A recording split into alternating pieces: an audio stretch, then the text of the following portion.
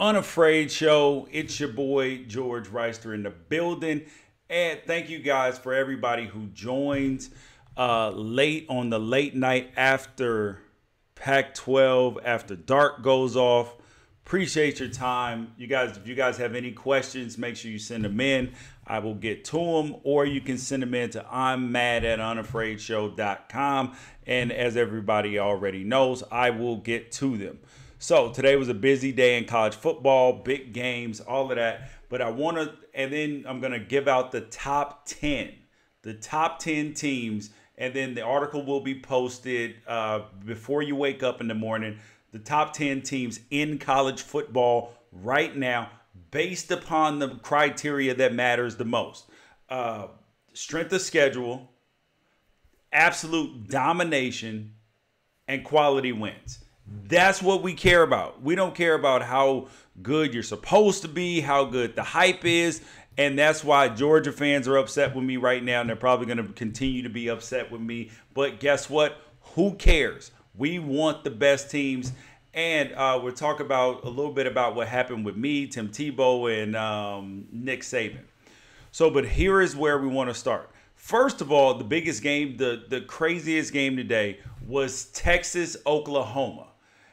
If you noticed last week, and yet I will get to the Huskies in just a minute. I was very impressed with Oklahoma all year. Like, I've been in Oklahoma's corner thinking that they're one of the top 10 teams in the country. But today, these fools showed that they couldn't stop a nosebleed in the red zone. And Texas is a much better team than we thought.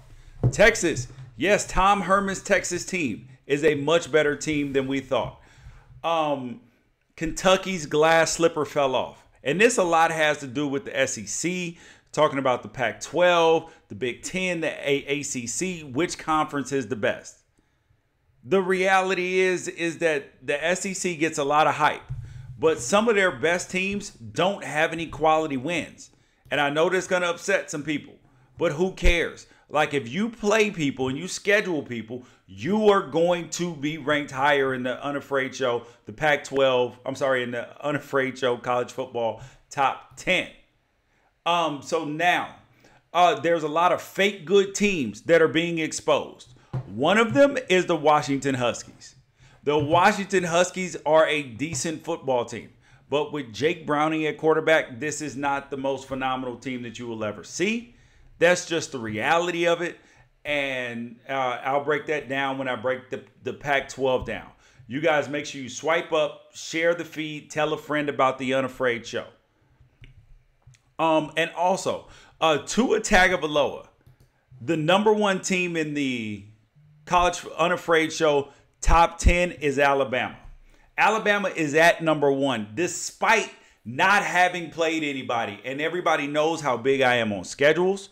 Alabama has only played Louisville so far. They beat Texas A&M. They drowned Arkansas today, but who cares? North Texas beat Arkansas really bad. They beat them 44-17. So what did I expect Alabama to do to them? But the interesting part is that Tua Tagovailoa has not played a fourth quarter.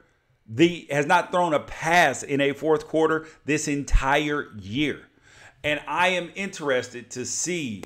I mean, am I the only person who wants to see Alabama and how they respond to a little bit of adversity? Because Alabama has had zero adversity this year. And at some point in time, somebody has to put up a fight. Because to this point, nobody has put up a fight against Alabama right now. Nobody.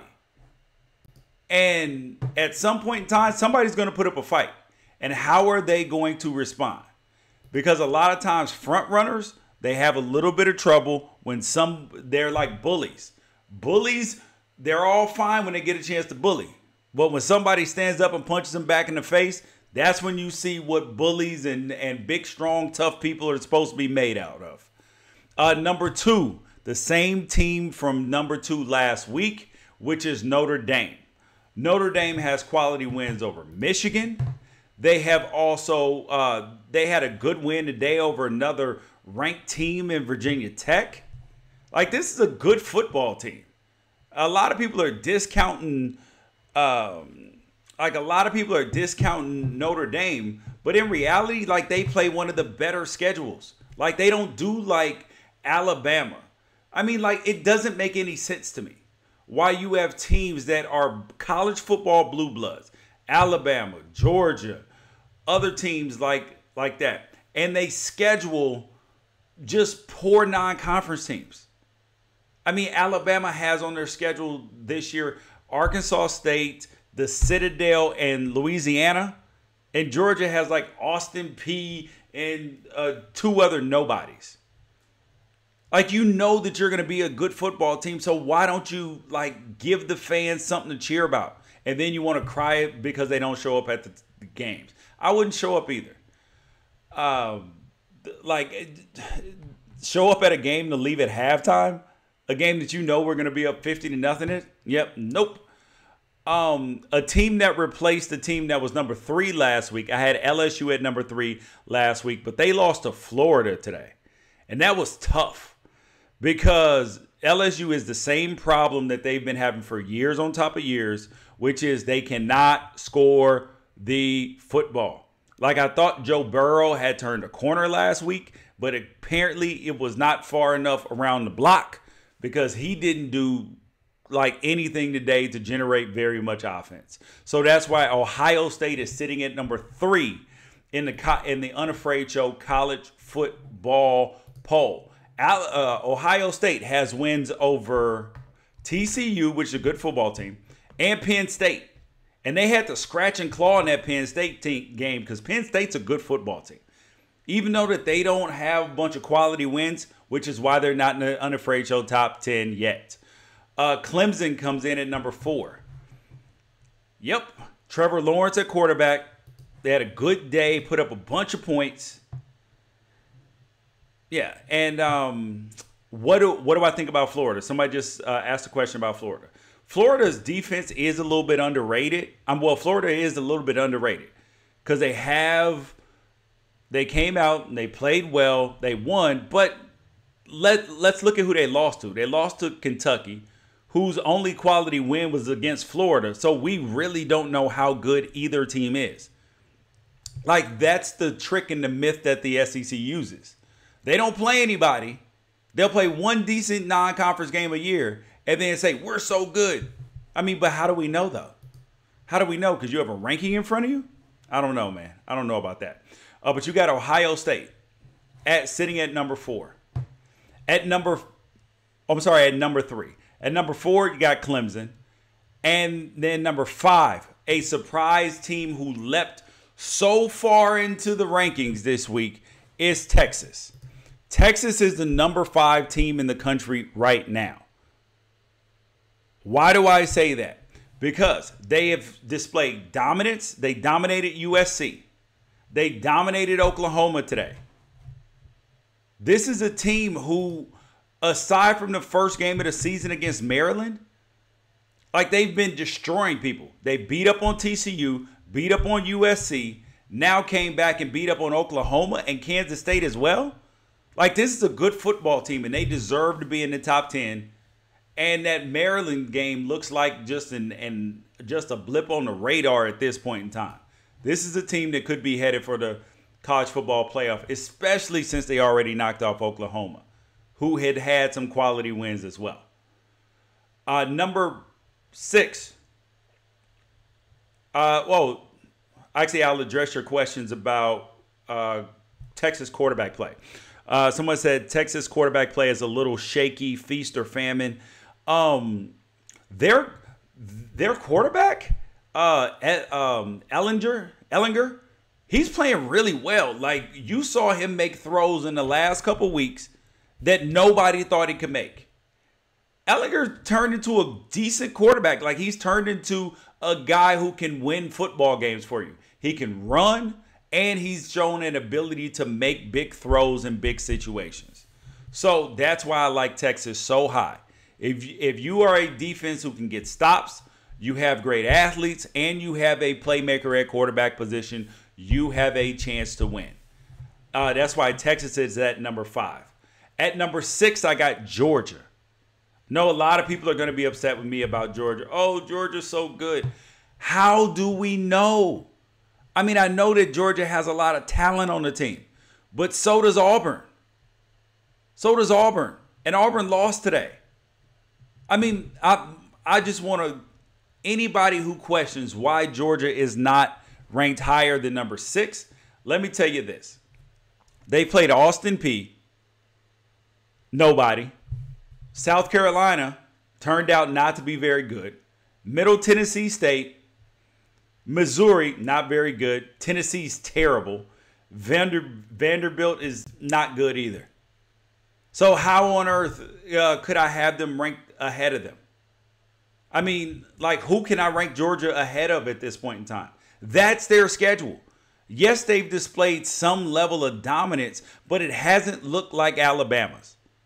It has, in no way, shape, or form has it looked like Alabama's dominance. And that's why I can't put them any higher than number 6. Number 7, I got Washington.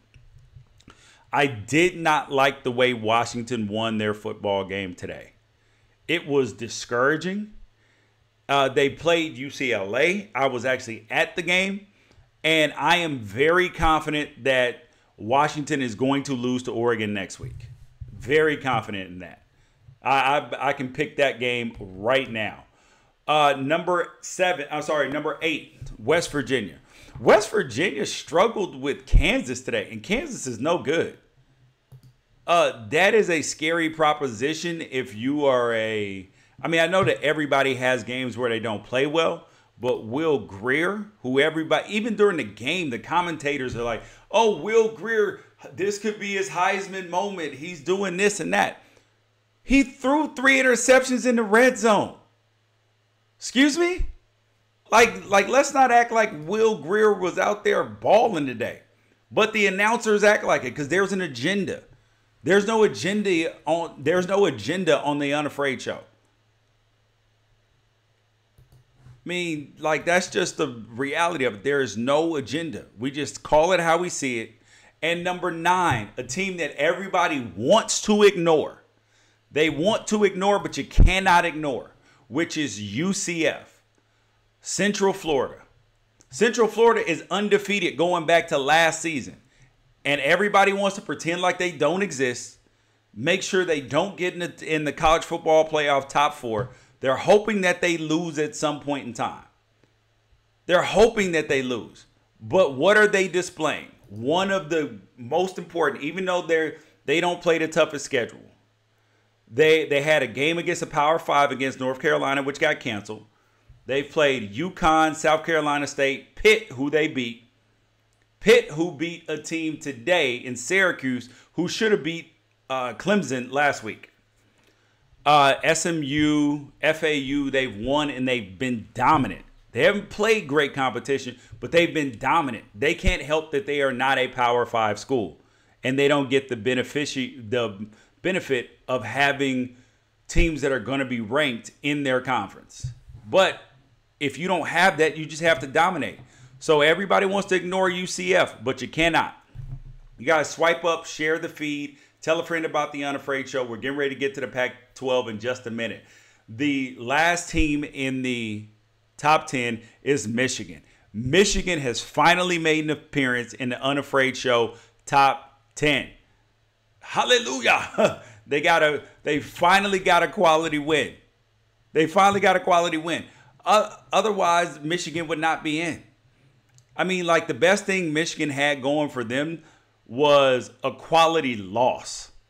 A quality loss against Notre Dame. A 7-point loss to Notre Dame. That was Michigan's claim to fame so far this season.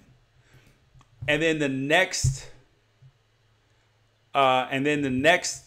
teams up are Oklahoma, Oregon, Penn State, Florida, and LSU. Those are the next teams up.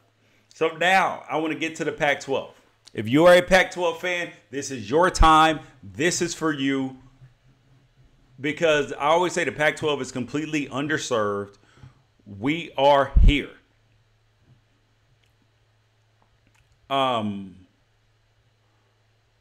Casey Simpson, you are funny.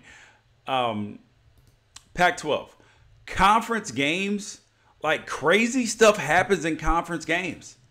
It does. because everybody was down on Colorado, saying that Colorado hadn't played anybody.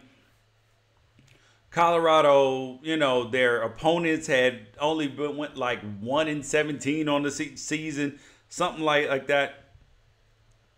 But what did Colorado do today?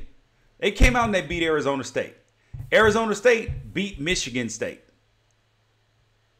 who's a team that people is highly regarded, but they won't be in the top 25 next week because they lost to Northwestern this week. It was a good game to watch. It was. And I am a believer in Chenault Jr., their outstanding wide receiver. But I mean, I don't know what it's going to take for Steven Montez Jr. to make me a believer. But I'm just not believing because I've seen too much evidence that he makes horrendous plays at times. I even saw it against Nebraska. I saw this team played against Nebraska. So I'm hard pressed to believe that Colorado is a team that is just a world beater. Like, I'm hard pressed to believe that.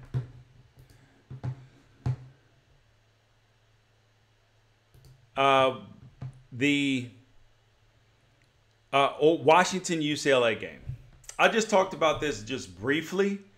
And so I'm wondering two things. Number one, it is possible that Washington was looking past UCLA. That is possible. And that they were looking to their Oregon game. It is possible. But the defense I saw today from Washington, like, I have to go back on everything that I said when I called them the second best defense in the nation. They're not even the best defense in the Pac-12 the way they played today. UCLA had run for almost 8 yards a carry before halftime. They were able to run the ball all game. They were scoring points. And had it not been for UCLA's Swiss cheese powder puff pillow fight defense, this would have been this is a game that Washington could have lost. Jake Browning made some plays with his feet, but he is not a guy who can just dominate a football game. Washington looked extremely conservative, like they've looked all year, and they haven't been able to put up big points and just absolutely crush people, which lends itself to the Oregon game next week. Washington will lose that game. Telling you, I just see it. The way they look today was just, that did not look good at all. One of the late games today was the Utah-Stanford game. I don't know what. Someone asked, is it possible for Oregon Ducks to recruit rugby players from Tonga? Hell yeah, they can recruit from anywhere. Utah-Stanford. What the hell has happened to Stanford? Like, what the hell has happened to J.K. Costello? He was playing like the best player on Stanford's team. And now, I don't even know what J.K. Costello is doing right now. He threw 3 picks today. He wasn't good. And the most important thing to come out of this Stanford-Utah game is this. One critical point is that Utah figured out how to stop Stanford's jump ball play that they throw up to Arcega-Whiteside or their tight end Smith in the end zone. Utah figured out how to stop it today. And, I mean, Stanford had to be batting at least 85-90% on touchdowns or pass interferences on that jump ball play that they do in the end zone. And Utah figured out how to stop it. I call it the annexation of Puerto Rico because it cannot be stopped from the little giants. But the other takeaway from this game is, how in God's name did Utah score 40 points? Utah can't punch their way out of an offensive paper bag. But some kind of way they got 40 points today. Like, I was trying to figure out how when I looked at the box score, because Tyler Huntley only threw for 199 yards and a touchdown. They only rushed for 222 yards and a touchdown. So I was like, where the hell are the rest of the points?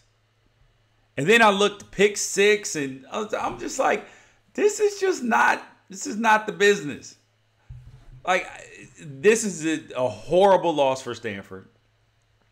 It puts them in a bad spot in the conference because they still got to play Washington. If Washington beats them and Oregon beats Washington, Oregon's going to win the conference. So this was a big game for Stanford that they dropped, and it could put them in a bad spot. Washington State versus Oregon State. I think we all knew that Washington State was going to win this game, but I was extremely surprised that it was this close for the first half. It was 28-24 at halftime. And if I'm a Washington State fan, I'm a little concerned the fact that we gave up 37 points to Oregon State. 37 points. Like, do you understand that this team is terrible? Gave up 37 points to them? That doesn't bode well for what's coming up on your schedule. They got, over the next couple weeks, in 2 weeks, they got Oregon. Wait, no, they don't. They have 2 bye weeks in a row. Sorry. They have 1 bye week, and then the next week they play Oregon. And then, so they have Oregon, Stanford, Cal, Colorado, Arizona, and Washington left. And if they gave up that many points to to Oregon State, no bueno, buddy. Last Pac-12 game of the day, Cal and Arizona. Listen, Cal's got a quarterback problem. Brandon McElwain is a tremendous athlete, but he looks a lot like Khalil Tate last year. Phenomenal with his legs. If you keep him in the pocket, make him throw the football, he cannot beat you. And that's what happened today. He threw the ball 43 times for 315 yards, but he threw 3 touchdowns. Threw 3 interceptions. But he did rush 20 times for 107 yards and 2 touchdowns. He looks like a running back trying to play quarterback. Khalil Tate, on the other hand, I mean, if the other team gives you 3 interceptions and you can only manage 24 points, that's not good. That's not good at all. Cal's defense is one of the better defenses in the Pac-12, but your offense has to be better than that. Your offense has to be better than that when you don't have anybody. When you get that many turnovers. The last thing I wanted to talk about today was Conor McGregor versus Khabib. Conor McGregor versus Khabib. So everybody knows that because I tweeted it out. I thought that Conor McGregor was going to win this fight. I did. I thought he was going to win simply just off the fact that I knew he wanted it so much more. Like, I knew he was willing to die to win this fight. But then I realized he wasn't willing to die because he got choked out and he tapped out. That means that he's concerned about his future. And you know what that means? That means you have reached Ronda Rousey level. When you start being concerned about the future, when you start being concerned about your health, because 4 years ago, I promise you this, Conor McGregor, under no circumstances, would not have tapped. He would have just had to get choked out until he passed out. Because he was that hungry. Now he got $100 million. It's tough. But you do have to give Khabib credit. The dude is a savage. Super strong. And I absolutely, with the comment that just came in, I want the rematch. I am 100% in on the rematch. But I did want to say is that the after fight fight that broke out was absolute insanity. Like, I've never in my life, and I've watched a lot of fights, been to a lot of big fights. I've never in my life seen anything like that. Because when you've seen people go into boxing rings or boxers go out of boxing rings, boxing rings is pretty easy to get in and out of. Khabib hopped out of the cage, and then another guy hopped into the cage to attack Conor McGregor. I mean, at some point in time, like Dana White, as much as all this stuff builds intrigue into the UFC, like it's becoming a danger to people, because when you have fights out in the crowd with the boxers out there with normal people, you have created a dangerous situation. And Dana White is going to have to lay out some sort of punishment, some sort of plan that this cannot happen.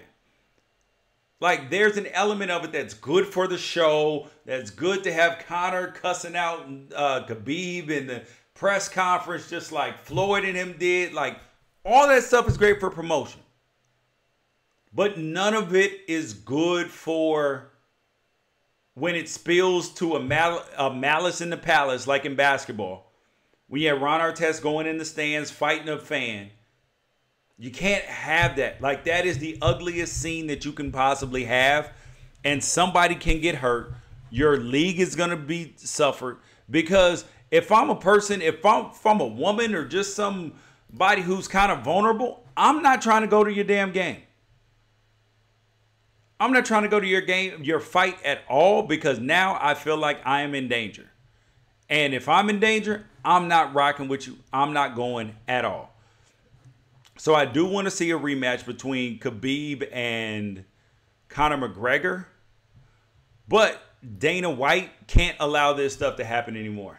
Like, this is a bad move. It's ugly for the sport. Hope Conor McGregor's okay. Hope Khabib is okay. And this is one of them times to where, like, I was wondering whether the beef between Conor McGregor and Khabib was really like kind of like Floyd Mayweather and Conor McGregor, where they were just beefing just for promotion of the fight and then they're cool after. No, because if you look back on Khabib tweet on his Twitter and his Instagram from 2014. They have a picture together. He calls Conor McGregor champ. I think it was after UFC like 187 or something like 176. Called him champ. They were happy, took a picture together. Conor McGregor even commented on it. And then fast forward to now, Conor McGregor throws a fence through his bus. They are insulting each other's country, wife, kids, all that stuff. Like that's like, I felt like I was watching the movie Southpaw. If I wake up in the morning and I find out that someone is dead behind this, I would not be surprised. Because when you get people from Russia and Ireland and other countries like that, even here in the United States, that are that passionate and are that upset and that offended, things can go left really fast. They can go really, really bad. And I hope everybody's safe. But that was an ugly scene. And Dana White has no choice but to do something. He's got to leave the title vacant. He's got to make an example out of Conor McGregor and out of Khabib. Because it's bad for business. Do you think any of this has to do with the fact that Khabib is Russian? I mean, yes, in the fact that Conor McGregor insulted him about his country and about his heritage. Yeah, I do think it has something to do with that in that respect. But I don't think that Russian people are more inherently, like, more likely to fight. Like, it's a personal basis.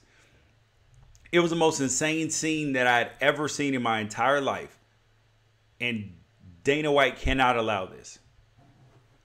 Someone said Conor didn't do anything. Yeah, Conor didn't do anything after the fight because he had just got his ass whooped. He had just got choked out and was trying to catch his breath. But it was all the things that Conor did pre-fight. That's promotion. And some of it, yes, he went too far. But the after the fight stuff is like, people can be jailed for this. And don't be surprised if you see somebody going to jail behind this. This is quite possible. Yeah, it is going to be interesting to see what happens next. You guys, I appreciate your time, appreciate your energy. Don't forget to go to unafraidshow.com. We will have the top 10 up in just a little bit. Before you wake up tomorrow, you guys will have it. Top 10 teams. I already went over them. Rewind the tape if you want to see it again. Download the podcast. It'll be available in the morning as well. Tell a friend about The Unafraid Show. Visit The Unafraid Show. Peace out. We will catch you guys later. Oh, Connor didn't press charges. Oh, okay. Well, there it is. Well, the police may still try to file charges anyway. Peace out, guys.